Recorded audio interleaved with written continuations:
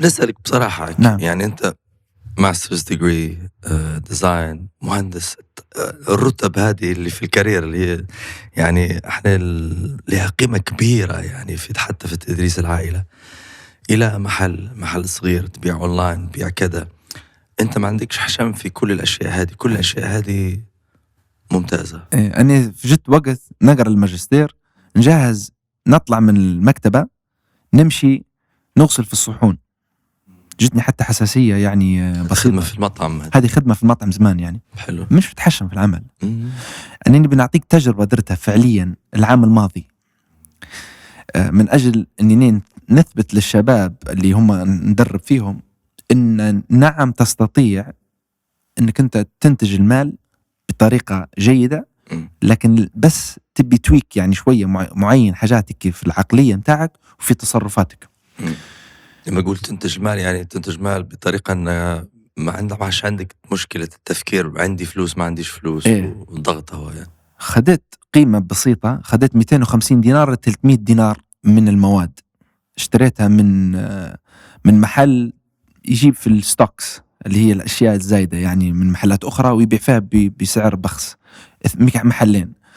فاللي صار خديتهن وجهزتهن ومشيت لسوق الساحة، خلينا نقوله يعني مثلا ما نعرفاش السوق وين. سوق ساحة معناه يوم الجمعة مثلا صباحا يبيعوا فيه مثلا ملابس. وين مشيت؟ مصرات؟ في مصراتة كانت هي مكان اسمه ميدان النصر. ذكرتني بجنزور ديما عمي كان ياخذ فيها نشري في الملابس هذه. الفكرة خديت البضاعة، صليت فجري جهزت نفسي، طبعت عندي بعض الأشياء، طبعت الأسعار نتفكر فيها وجهزت الحصير مشان نحط فيه بضاعتي، ومشيت الصبح الساعة 8:30 تقريبا 8:30 9 8:30 دخلت في السوق وحللت السوق سريعا ولقيت مكان مناسب للبيع. فلقيت ان في شخص يستنى ينتظر شكله من الفجر، ينتظر في الناس مش تجيب الملابس، يعني هو شكله حاجز المكان. اوكي بيبيع في المكان هذا. وفي شخص تاني بيبيع، فاني جاي قبلهم اصلا جاي قبلهم. فبعد ما حطيت اني اشيائي هو جاي قال لي رانا هذا مكاني يعني. قلت له عزيزي لو سمحت السوق ما فيش مكان، اللي يجي بدري ياخذ المكان، ما فيش حاجز. ولكن أني فن التفاوض مهم. أني هنجي مرة للسوق مرتين ما نعرفش قديش من مرة، فبالتالي كيف ما نخسراش وما نسببش مشاكل المكان. فاستنتاج سريع سبحان الله لحظي برقت يميني صار، لقيت أن في فاصل ما بين الشخص على اليمين وبين الشخص على اليسار. فقلت له اسمعني أنا عندي حل لكم، شنو رأيك؟ أني ناخذ منك شوية وناخذ من الشخص اللي يمين هذا مزام مجاش شوية أخرى. فقال لي عادي ما عنديش مشكلة. قلت ممتاز خليني نزيد الحصير شوية. فزدت الحصير قسمته بالنص، فخدت شوية منه 50% من جهتي و50% من الجهة الأخرى من الشخص الثاني. ما نافستاش وما خسرتاش ومرات وقعدت بيناتهم ولت أصحاب يعني. عليك نور.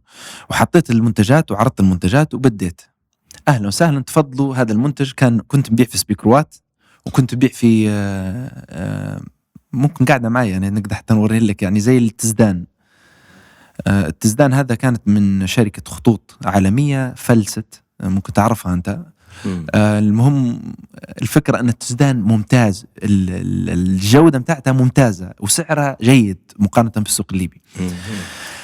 هذا اللي تحط فيه فلوسه هو للأمانة كان يستخدم في المنتجات الصحية اللي مثلا التوث بيست المعجون والأشياء هذه، بس تصميمه مش ليه يعني زي التولت ريز باك هذه اللي جلد ومرات فيها جيوب، بس تصميمها جميل وأنيق جدا. نحاول نوريه لك بعد ما احنا ننهو.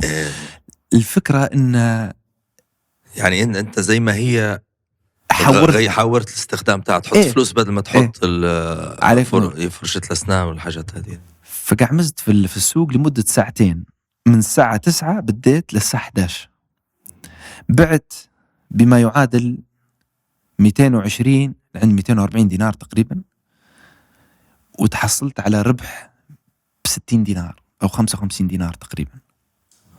خدت أشيائي ضميتهن طلعت من السوق بدري يعني ردت فلوسك في ساعتين.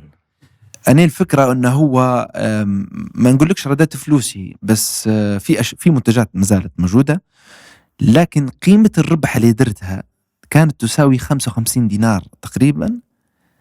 يعني في اليوم لو أنا بنشتغل نمشي لأسواق مختلفة نتكلموا على 250 دينار في الأسبوع، نتكلموا على 1000 دينار بحركة بسيطة يعني في ساعتين.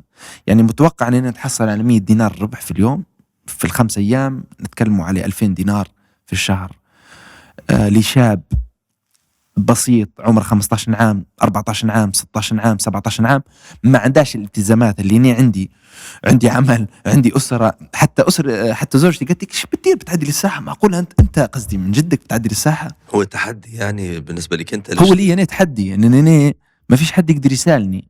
نعم مشيت للساحة، نعم حطيت منتجات، نعم بعت للناس، والناس ما يعرفونيش في الساحة، ما يعرفوش الحارة. لكل مقام من مقال. كنت غادي بائع متجول سميه. لا وهذا يعني شيء في مش ضروري خوف ورهبة، بس قصدي زي ما تحكي انت لما ما يعرفكش حد ما عندكش ميزات، ما عندكش ادفانتجز، صح. خاش من الزيرو ويعني من الأولها هذا مكاننا يا شاب، ويعني أجين يعني اوتسايدر يعاملوك بهذه الطريقة. صح. فأنت خشيت مش فقط تحدي إنك أنت تبيع وتشتري، تحدي من كل الزوايا.